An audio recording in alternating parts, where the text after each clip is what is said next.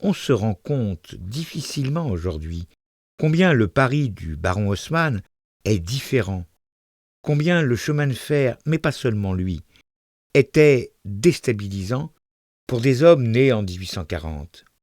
Il fallait s'accoutumer à la vitesse, à une autre perception de l'espace et du temps, à des formes d'architecture, à des bruits, à des couleurs, à des matières. Peut-on comprendre aujourd'hui ce que pouvaient avoir de bouleversant les textures et les couleurs de l'architecture métallique? Dans ce cadre sensitif, s'il est un symbole de cette mutation, c'est le train et la gare. La gare, il faut l'imaginer telle qu'elle était. Une immense halle, pleine de vapeurs bruyantes, d'escarbilles, de courants d'air, de lumière non encore électriques, de sifflets de locomotives.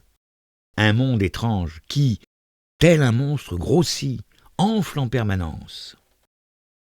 Voici donc l'univers qui a donné naissance aux œuvres de Manet, Monet, Caillebotte. Mais, en ce qui concerne les trains, le pionnier, c'est Turner, qui en 1844 expose Pluie, vapeur et vitesse, le chemin de fer de la Great Western à la Royal Academy. Dans une nuée humide et vaporeuse, un petit train avance dans la campagne.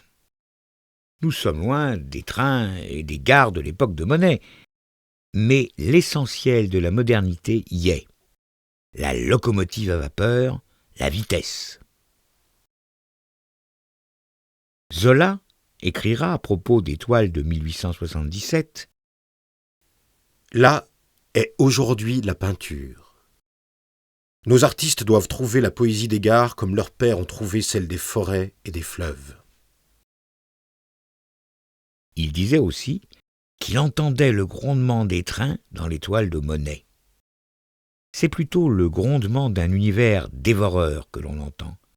Un univers qui allie le tourbillon du mouvement, de la vitesse, au graphisme épuré du chemin de fer et à la géométrie carcérale de l'architecture métallique.